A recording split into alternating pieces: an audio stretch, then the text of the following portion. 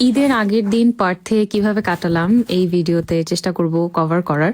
তো আমি আজকে সকালবেলায় রেডি টেডি হয়ে ইউনিভার্সিটিতে চলে গেছিলাম। আজকে বাসে করে ইউনিভার্সিটিতে গিয়েছি এবং অনেকগুলো ভিডিও শুট করেছি, আপনারা নিশ্চয়ই দেখেছেন লাস্ট কয়েকদিন ধরে। তারপর গিয়ে ক্লাস টাস করে এরপরে আমি লাইব্রেরিতে বসছিলাম একটু। জাস্ট দেখেন মানে এখানের হাই স্টোরির বিল্ডিং গুলো থেকে উপর থেকে ভিউটা এত সুন্দর আসে। লাইব্রেরিতে বসে মানে পড়ালেখা করাটাও একটা রিক্রিয়েশনের মতো মনে হচ্ছিল, যে এত সুন্দর একটা পরিবেশে।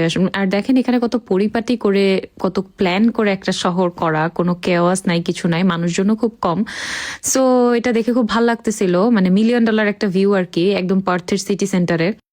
যাই হোক, তারপরে এই ভিউ দেখতে দেখতে অনেক পড়ালেখা করলাম, খুব বেশি না হলেও মোটামুটি করেছি। আবার আমাদের একটা প্ল্যান আছে যে আজকে ম্যাডিংটন সেন্ট্রালে যাব, যেখানে আমাদের আজকে একটা অনুষ্ঠান হচ্ছে।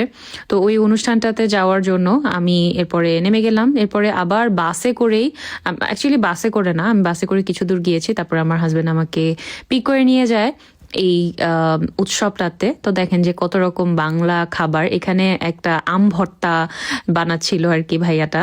তো আমরা ওখান থেকে খেয়েছিলাম, পরে দেখাবো এটা কি খাইছি। আর এখানে দেখেন বাংলা কমেডি, এই যে এটা আমরা খেয়েছিলাম মেনলি ছিটা পিঠা আর কালা ভুনা। নিঃসন্দেহে খাবারটা খুবই মজা ছিল। এখানে দেখলাম যে অনেক আপুরা ভাইয়ারা আর কি পার্টি নিয়ে গিয়েছিল, ওখানে পার্টি পেতে যারা ফ্রেন্ডরা থাকে তাদের সাথে অনেক আড্ডা টাড্ডা দিয়েছে।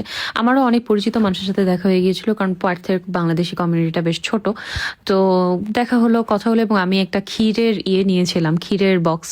তো $5 দিয়ে মাত্র, এবং এত টেস্টি ছিল, খুবই মজার। এখানে খাবারগুলো আমি যে কয়টাই ট্রাই করেছি বেশ মজার ছিল সবগুলো খাবারই। যারা এটা অর্গানাইজ করছে তাদের মেইন উদ্দেশ্যটাই মানে খুব সুন্দর একটা উদ্দেশ্যে তারা করেছে, যে বাঙালিদেরকে যেন, আমরা যারা বাঙালি কমিউনিটি আছি তারা যেন ঈদের দিনটা একটু আপন মানুষের সাথে যেহেতু করতে পারছি না, অন্তত একই কমিউনিটিতে যেন আমরা অন্তত করতে পারি। যত রকম মোটামুটি ট্রেডিশনাল খাবার আছে ওনারা সবকিছুই নিয়ে আসার চেষ্টা করেছে। দেখেন ফুচকাও নিয়ে আসছে।